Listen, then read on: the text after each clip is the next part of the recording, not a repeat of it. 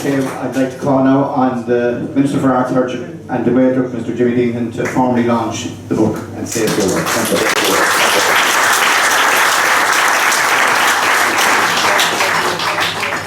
Thank you very much. President, Lady Captain, Lady Captain, Deputy Donovan, Councillor Collins, ladies and gentlemen, I'm delighted to be here with you this evening. It's such a beautiful evening. I suppose you couldn't be in a much nicer part of the world than here this evening in this wonderful golf course. And I was just looking at some notes there about your achievements here, and I know you won an award recently there as being one of the finest part-time courses in the country, and certainly I think you're living up to that reputation now. And you see that you have a 5-year plan again for further development, and you were fortunate, I suppose, to get some funding from the National Lottery this year, which will help with the drainage, and hopefully in the future you'll get further funding from West Limerick Resources. So I think you have a lot to look forward to here as well. So it's quite exciting, and it's obviously that this is a very, very exciting, well-organised club, and I'm delighted as well, as somebody that has been advocating the role of women in sport for a long time, that there seems to be a very, very strong representation of women in this club, and I think that's very important.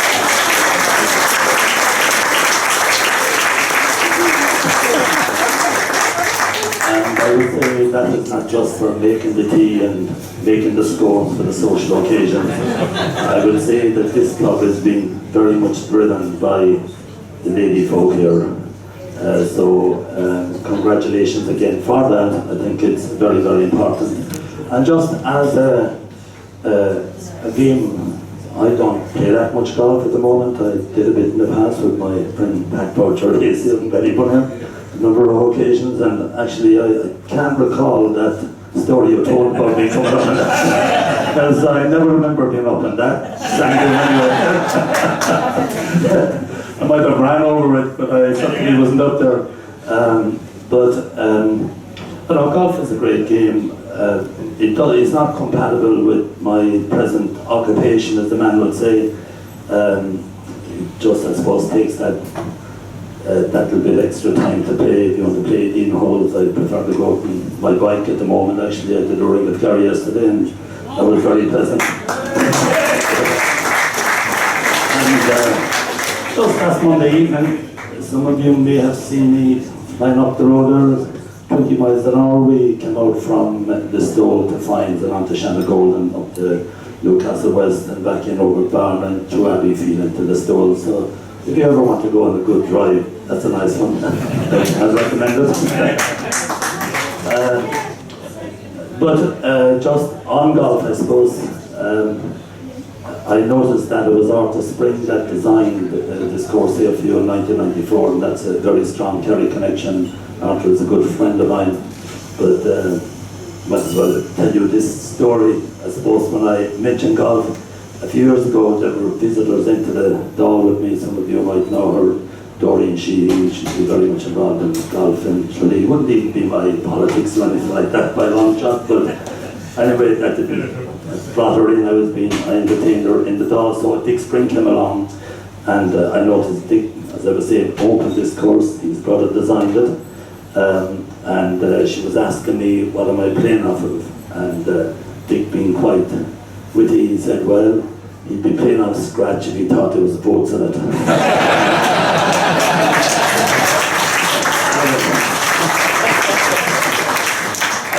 I'll stick with my present handicap until I leave this wonderful job I'm in at the moment.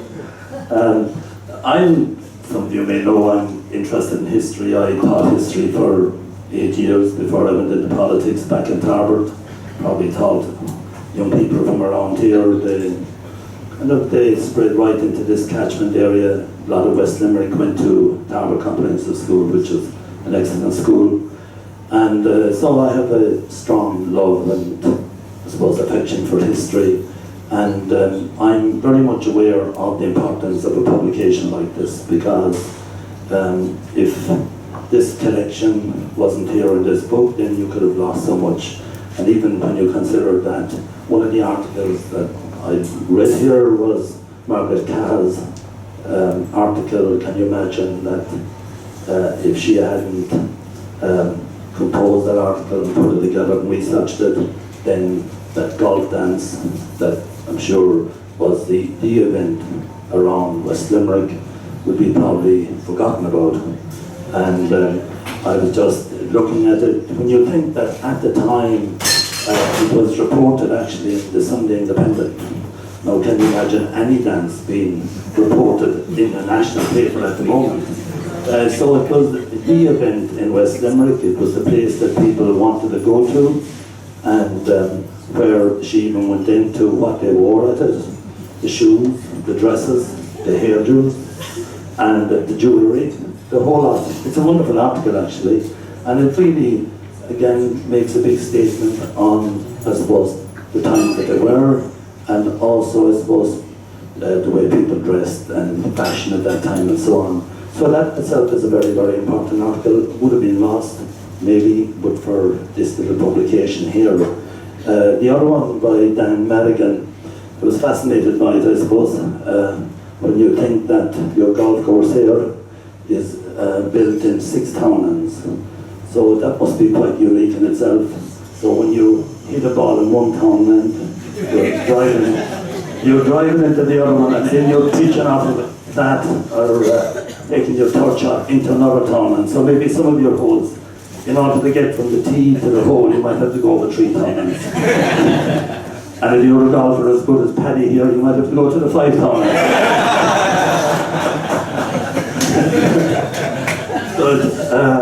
So that was fascinating, and just looking at Rathgordon here, to know the connection there with William Smith O'Brien and the O'Brien family is quite interesting too. I suppose that the whole Young Ireland movement was very, very important, and some of these Young Islanders at that particular time went on and played major roles all over the world. One of them became governor of Montana, Thomas Maher, and then Mitchell became very prominent in Australia. So there were a very prominent group of people at that particular time, and William Smith O'Brien was very important. And this was one of their houses here in Rathgordon, and as you know, they lived down the road there in Carmyle.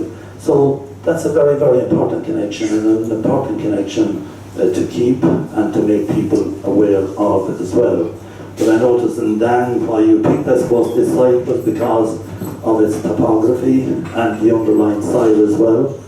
It's built, some of the holes is built on a sand spit and sand pit, I suppose, and a sand spit, the same thing, I suppose, and a gravel. There's a gravel pit here as well, and even in the past, I think it was so associated with a zinc mine. So obviously, this is a very rich little piece of land around here, so the drainage was quite good in it, and that made it an ideal location for the golf course.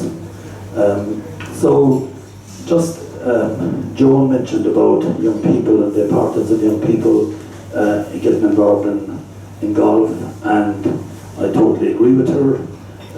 Golf can be more than an individual game, it can be a great team game as well, and certainly with the amount of teams that you produce here, traveling all over the country, that fosters, as you know, camaraderie, fosters cooperation. People have to work together, organise together, and it's just great for young people. And watching young people in Ballybunion, all those young ones that are involved in golf out there, you never see them getting into trouble up the town or in any other town. So it's really good for their own development, for improving their confidence. And one thing about golf, no matter where you go in the world, you can play it. And it's a great way of just even social mobility. It can help you get on in your work, there's no doubt about it. And it helps break down a lot of barriers. If you go to a place to get into a new community, you can join the golf club, and straight away you will have in common with people.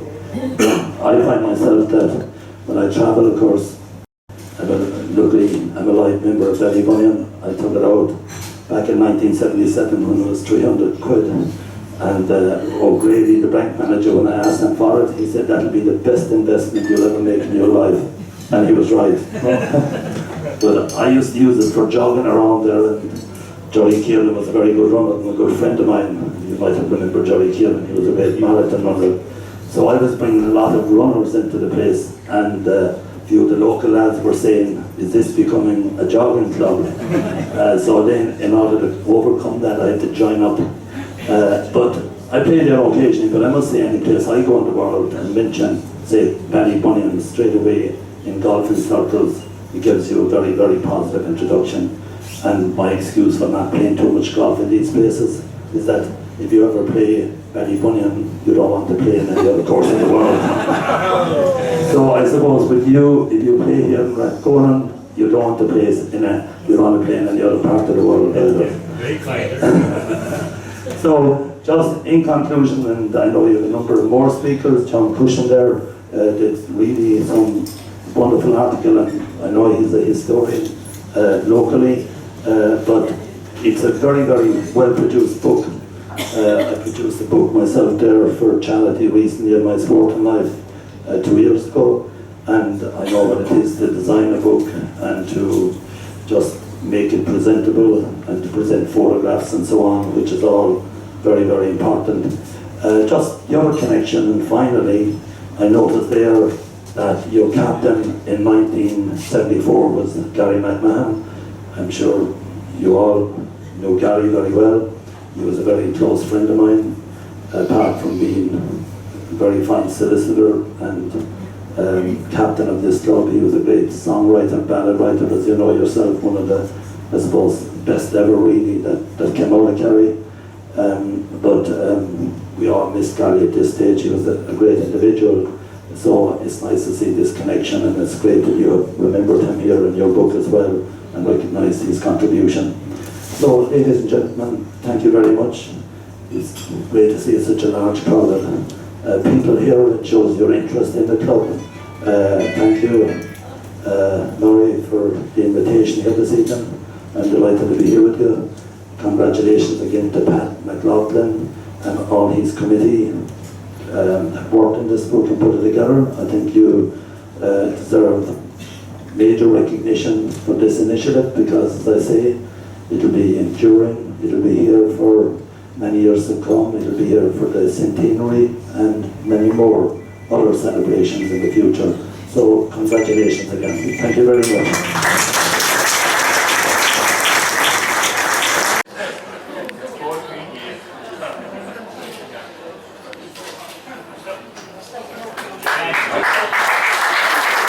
Now I'd like to call on the Minister to cut ribbon and officially open